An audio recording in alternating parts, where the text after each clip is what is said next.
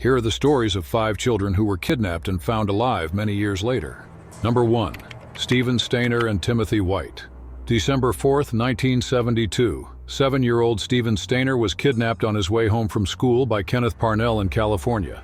He was first held captive only 61 kilometers from his home, before being moved around to different places in California. Stainer was given the name Dennis Gregory Parnell and even enrolled in school. Parnell told people they were father and son. Stainer was held captive for 7 years. During this time, Parnell had tried to enlist Stainer into helping him kidnap other children. Each attempt failed.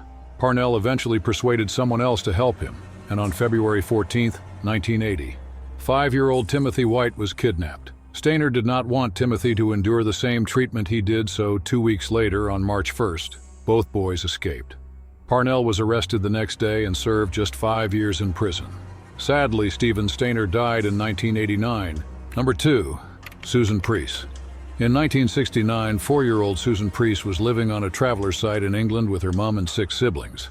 A Scottish couple who had moved to the traveler's site offered to take Susan to Disney World. She, of course, was excited, and so her mother agreed that she could go. They asked Susan's mom for her birth certificate so they could get her passport. Then they vanished. Susan's name was changed to Susan Gervais, and she moved from England to Canada, Australia, and finally New Zealand. She only discovered the truth when she was 16 years old and wanted to move back to Australia from New Zealand. Susan always believed she had been adopted, but was told by her adopted father that she had in fact been stolen. Despite knowing the truth at 16, Susan did not search for her birth family for many years, eventually being reunited with her siblings in September 2022, 53 years later. Susan has stated she had a great life and was spoiled rotten. Susan's birth mother died 8 years before Susan met her siblings. Number 3. Feng Lulu. In 1989, 22-month-old Feng Lulu was abducted while playing outside her home in China. She was sold to another family 500 kilometers away and renamed Zhang Qianqian. Her biological family reported her missing, but their search was unsuccessful. Lulu always knew she was adopted, as her neighbors had told her. She didn't ask her adoptive family about it until she was in her 20s. She was told that she had been sold by her family as they couldn't afford to keep her. Lulu did resent her birth family because of this. What she didn't know was that they were still searching for her. 30 years later, with the help of the All China Women's Federation, Lulu was found. April 2, 2021. She was reunited with her parents and siblings. Her adoptive family were never charged, as they believed that the child sold to them was an abandoned child and not a stolen one. Number 4. Natasha Kampusch. March 2, 1998. 10-year-old Natasha Kampusch was kidnapped by Wolfgang Priklopil on her way to school.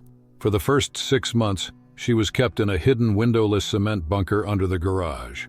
As the years went on, she was gradually given more freedom by her captor, although he often withheld food from her in order to keep her weak. August 23, 2006. Natasha was in the garden, vacuuming Priklopil's car, when he received a phone call. He stepped away to take the call, and brave Natasha made a run for it. She ran to a neighbor's house, and the police were called. Priklopil committed suicide on the same day. After 8 years of captivity, Natasha was reunited with her family and eventually awarded Priklopil's house as compensation. She still owns the house today, as she does not want it to be turned into some kind of macabre museum of her captivity. Number 5. Holly Klaus. In 1980, a young couple, Dean and Tina, and their baby daughter Holly moved from Florida to Texas. Late 1980, Dean's family received a phone call from someone asking if they wanted to buy Dean's car for $1,000. Being very concerned as they hadn't heard from Dean for a while, they agreed and arranged a meeting to buy the car. A group of women showed up claiming that Dean and Tina had joined their religious group and were getting rid of all their possessions and didn't want to be contacted again.